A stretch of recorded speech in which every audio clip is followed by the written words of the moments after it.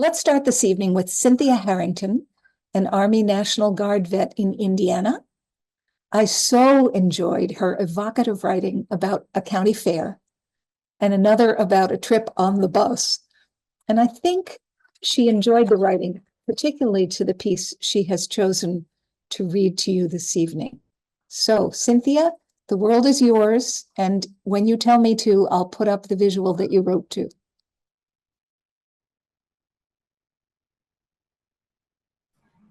Okay, I'm ready. Hi, everyone. And I'm in North Carolina, not you said National Guard in somewhere, but I'm Army in North Carolina. So I apologize. Okay. that's okay. So yeah, I wrote this to this particular prompt was on the map of my life. My favorite push pin is here, so it was mainly the push pin. It's called I'm a Traveler. I'm a traveler, I shouted. I travel light, but I carry a lot. It's so hard to find rest from a long day of wandering. Many times I find myself not knowing which turn to take. I stand confused at the silence of the road around me. I can't decide if I should proceed to the right or left. Maybe I should just move forward. I don't want to go backwards. I already know what's back there. I find myself pondering about the uncertainty of my choices. I take a moment to dream of what's ahead. It can only be good, I thought. How long would it take me? I whispered. With grace, I proudly came to my feet and shouted to the moon and stars, I can do this, regardless of the path I take. I can do this.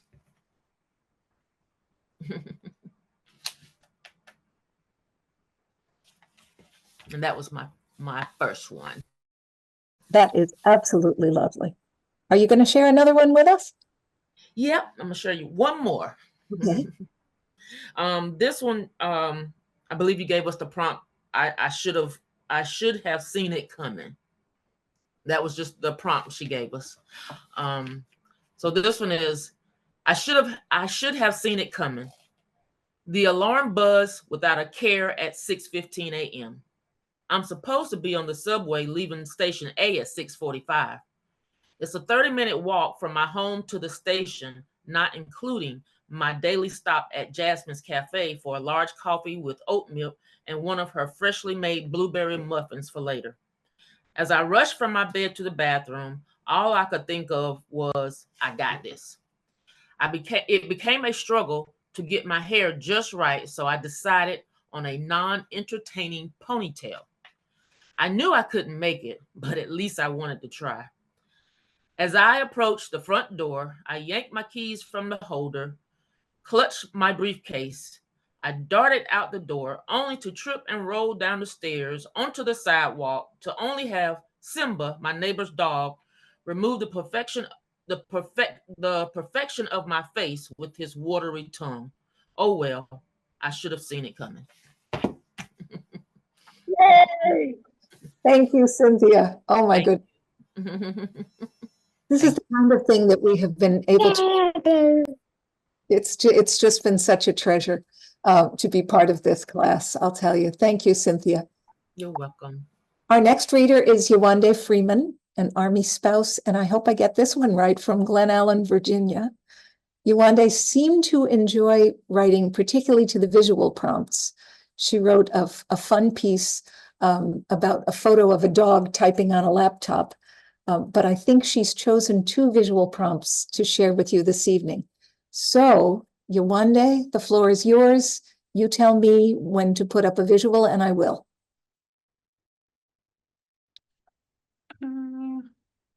Hi, everyone. The first one I'm going to read is based on a prompt, I think it was at the fair. It's entitled Sweet Memories. The smell brings back memories that I had long forgotten. The sweet, edible perfuminess of cotton candy. Pink and blue swirls twirled round and round and round on a white paper cone and handed to me by a tall lady behind the counter. The first pull separates into cottony puffs. I wonder if it tastes the same as I remember. Okay, so that's the end of the first one. The next one I am going to read is, I think the prompt was At the Grocery Store, and that is the title of it, of this one, At the Grocery Store. Music drones in the background as I stroll through the store, looking for what I don't know. I come here sometimes to think and watch, people that is, walk through the store, stopping here and there, contemplating if they should buy this or that. It's rather comical sometimes, the hemming and hawing of it all.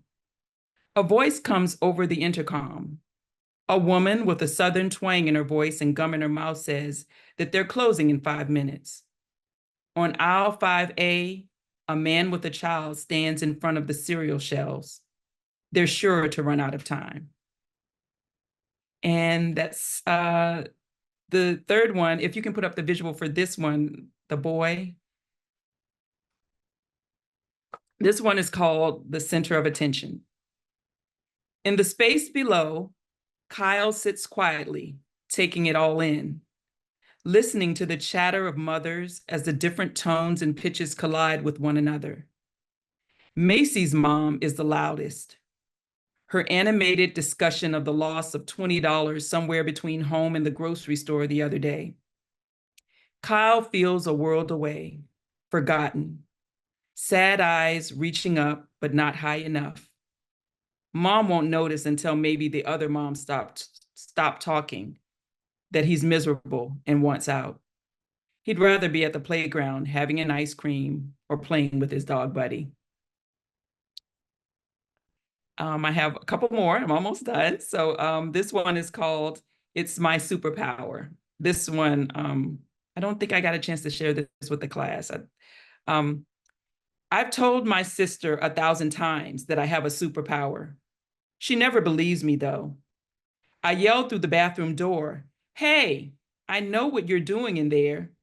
"Shut up, twerp," she barks. "Unless you have X-ray vision, you don't know anything."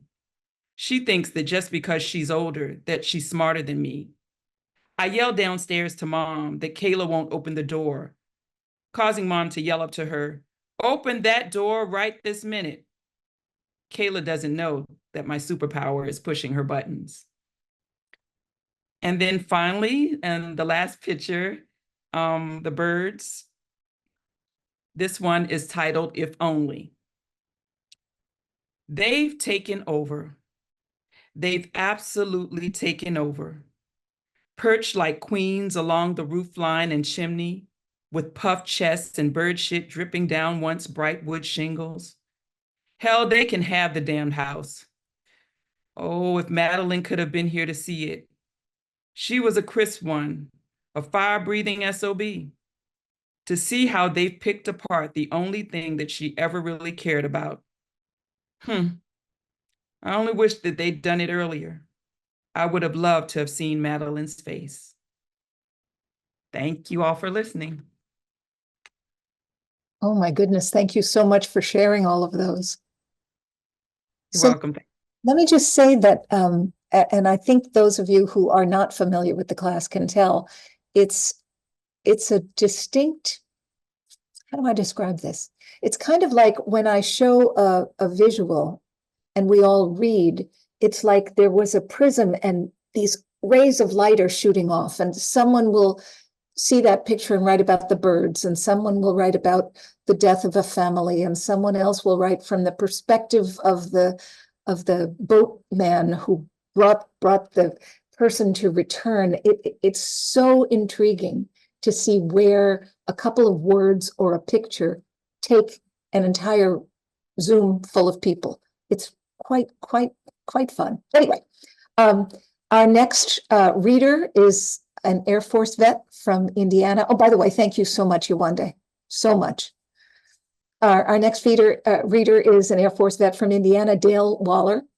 Dale was very quick to share positive comments about other students' writings, and for that reason, he was a joy to have in class. He wrote several lovely pieces. I particularly like the one about the Cardinals playing at the ballpark, and he's going to read one of them this evening for us. The prompt for this one was, I think, "I should have seen it coming," and here's what he did with it.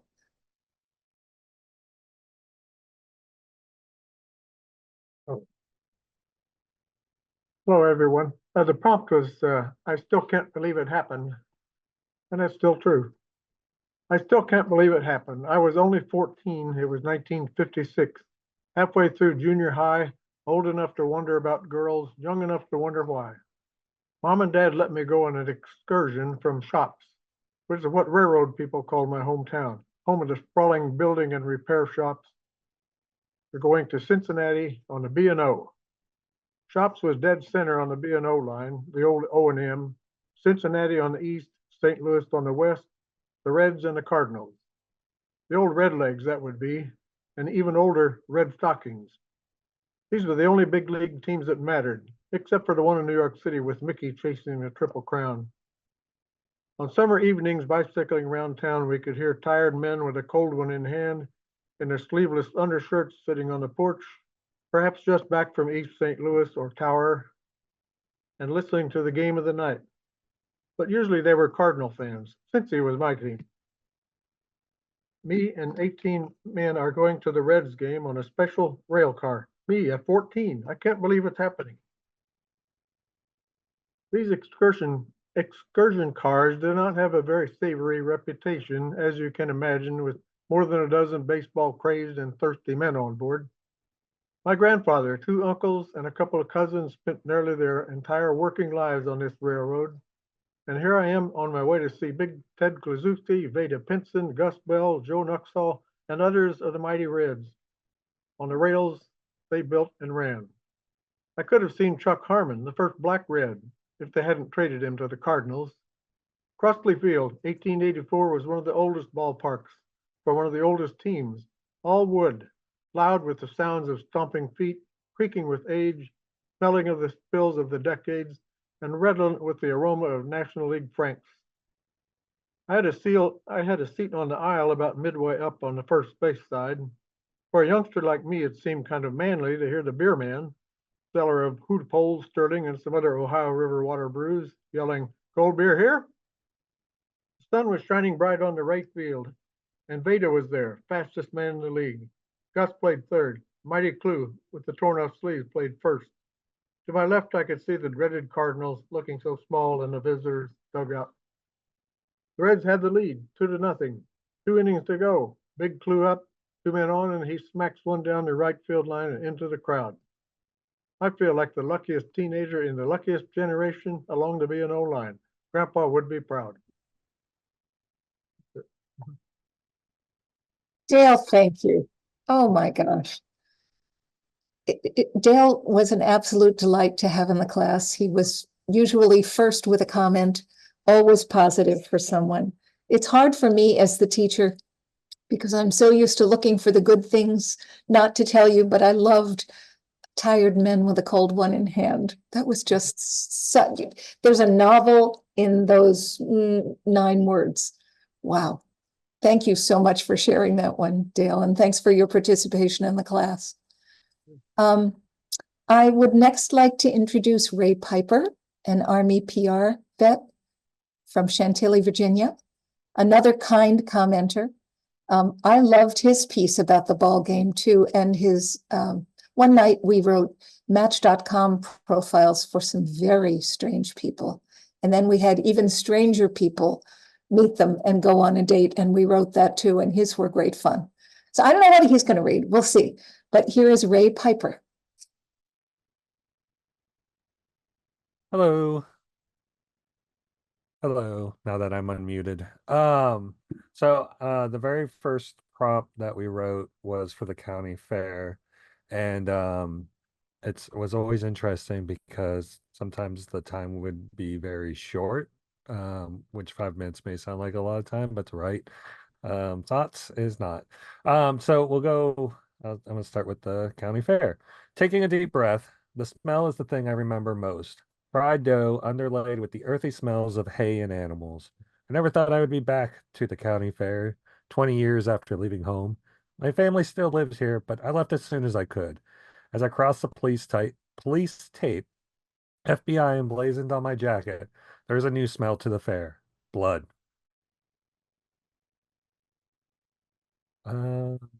And then from there,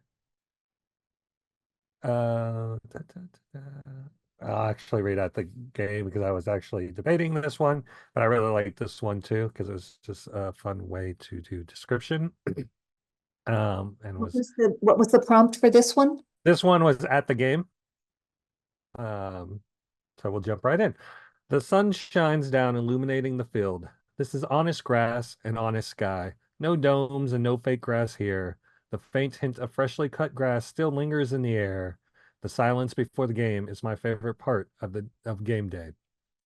Before coaches, before players, before the fans, I stand on the field feeling the immensity of the rows and rows of seats stretching away from the field. I walk around the most precious diamond I have and make sure everything is perfect. The base is placed perfectly, the ground smooth and unbroken until the tread of the titans of the game. It is a place where I will know peace for but a short time. That's how it should be, though. A baseball diamond is a place of action, of drama, of competition, of roaring fans, of family and fun. The silence gives way to the beginning of the gathering, the slow murmur of the crowd growing as seats are filled with the sound of laughter and shouting. It's quiet now, but I know it will grow to a roar when their favorites take the field. The roars will fight with the crack of the ball hitting the bat, turning to cheers when their team scores the first run or stops the other team cold in their tracks. It's the smell of beer, popcorn, and hot dogs that will remind sons and daughters of days at the Diamond with their family, laughing and having fun. They will in turn spread this joy to their children.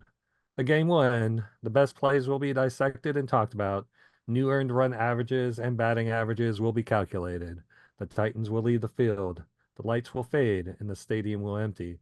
Another great day at the park as silence settles in the diamond can rest once again until the next cry of play ball. I love that one because you got the entire narrative arc of an entire day in maybe 7 minutes, 8 minutes. I think that was like a 7 or 8 minute one for sure. Yeah, that was a wonderful one. Thank you so much, Ray. Oh my goodness. Do I have time for one more? Oh, please, yes. Okay. So this was the visual prompt of the dog typing at the keyboard, and it reminded me of a Saturday Night Live skit of a dog soldier where they took the head of a golden retriever and put it on the body of a soldier.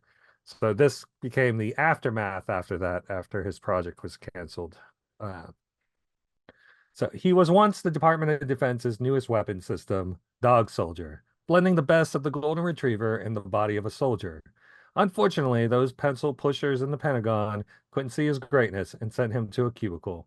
Just like he once dreamed of catching a car or finally getting that squirrel, he was dreaming of being part of a real unit.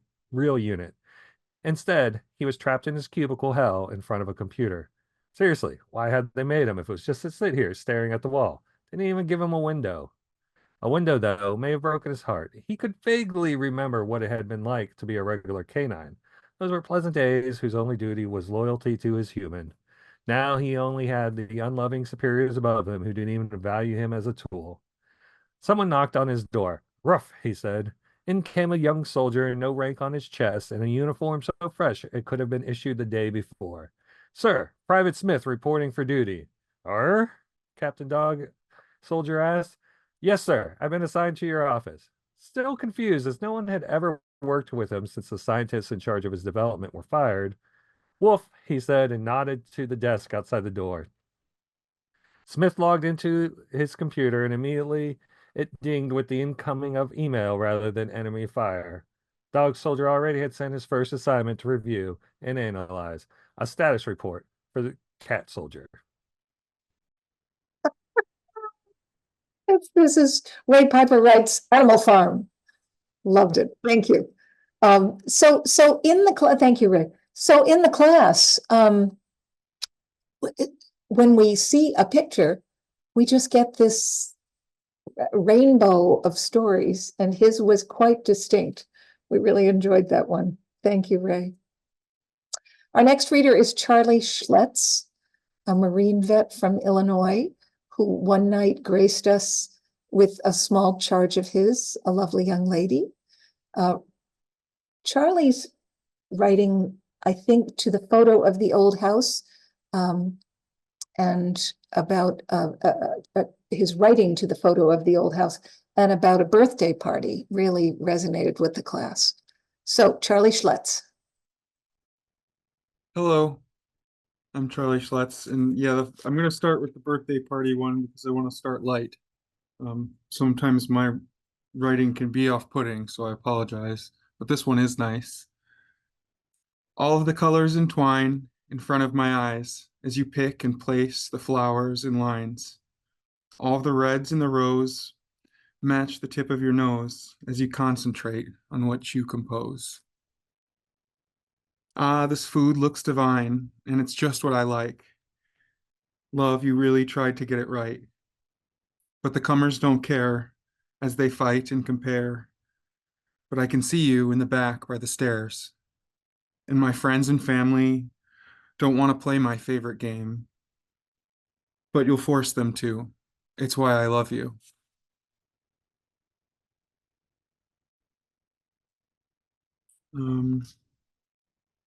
Okay. This next one is about a truck. It's called Garbage Truck. It was about we had a visual prompt that was a truck on the side of the road. It's short and sweet. Stuck under the weight of a slew of mistakes, pushed to the curb and half in the dirt. It's time to cut bait and drop all the weight so my family can live, unafraid of my fate. Stop spinning my wheels and riding my brakes. I am not the burden I bear.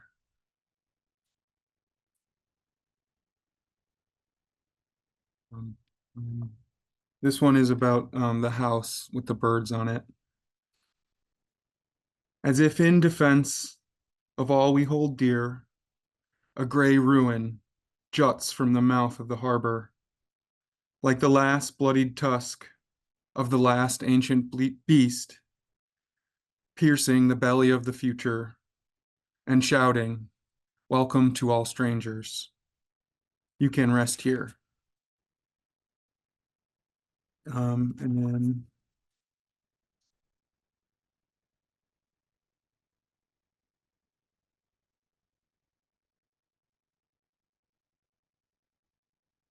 the last one is the one that I wrote tonight. I want to share too, because I just liked it a lot. Oh, I'm honored.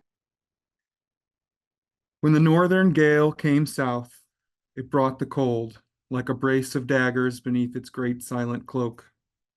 Snow fell over the castle as if shook from winter's gray mane. It was a serious night, sure enough, for serious work, but he was a fairly serious man, and he was not alone. And that Oh. was something he just knew. That's right. That was the prompt, and that was something he just knew. Short and pithy, all of them, and strong. Thank you so much, Charlie. I'm noticing that our guests are writing lovely comments in the chat, so feel free to take a look. You're all being wildly saluted, which is nice. Thank you, Charlie. Wow. Our next reader is Rhonda Seward, Army National Guard, Indiana and Florida. She's our resident poet, but not so much tonight, which is interesting.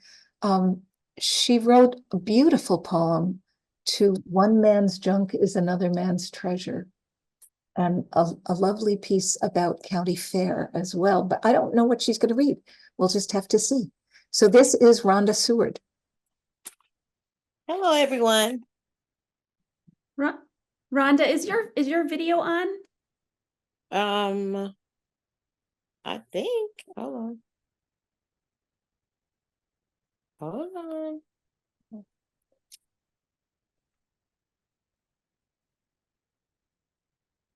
Oh, no, it's not.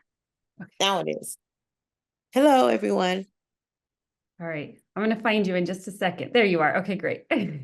Thanks. Okay, so my piece is entitled Fairgrounds, and the topic was I went to the county fair.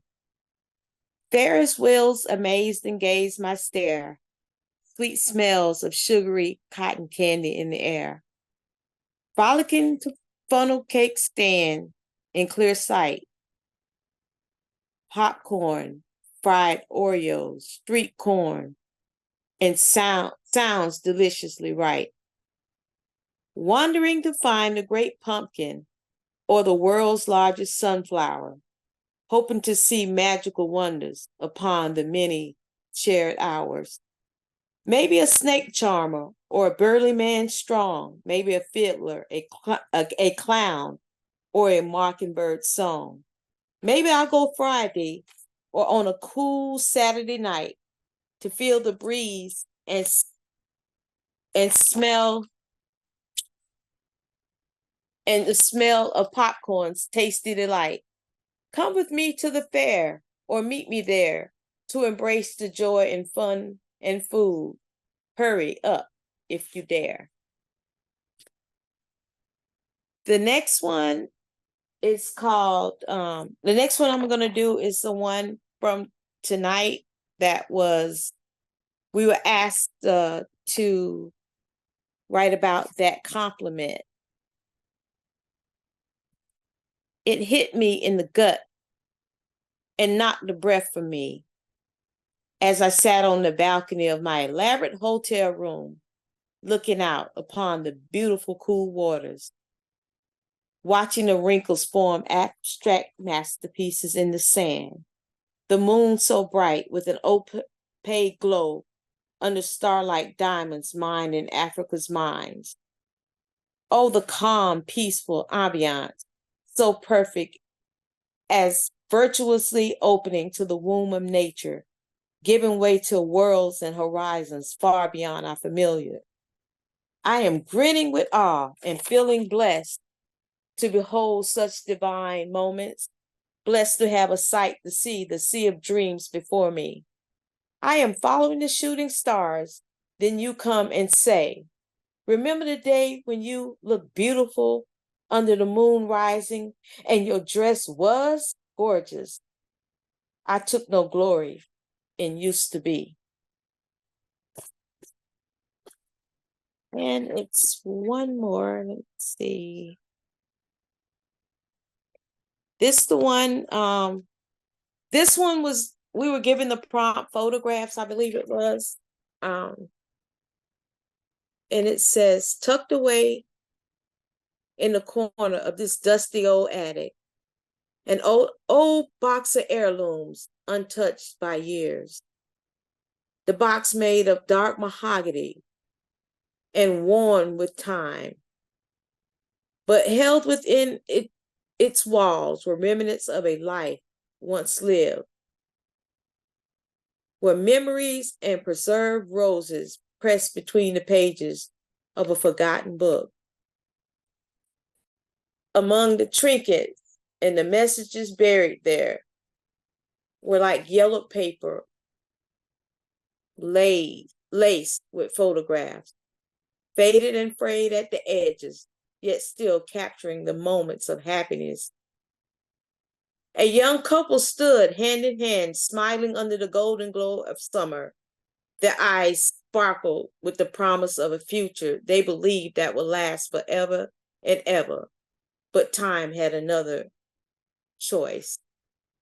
The woman in the photo had long since died, and the man spent the remaining years remembering her and hearing her enchanting laughter and the warmth of her touch.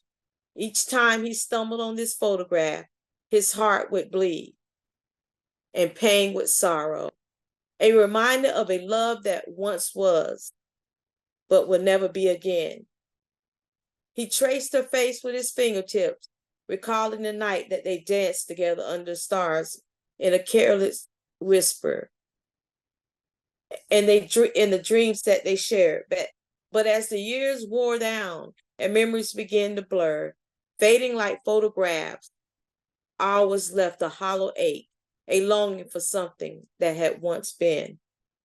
In today's world, where memories are captured in the endless stroll of social media, photographs in the heirloom box felt like a relic from another time.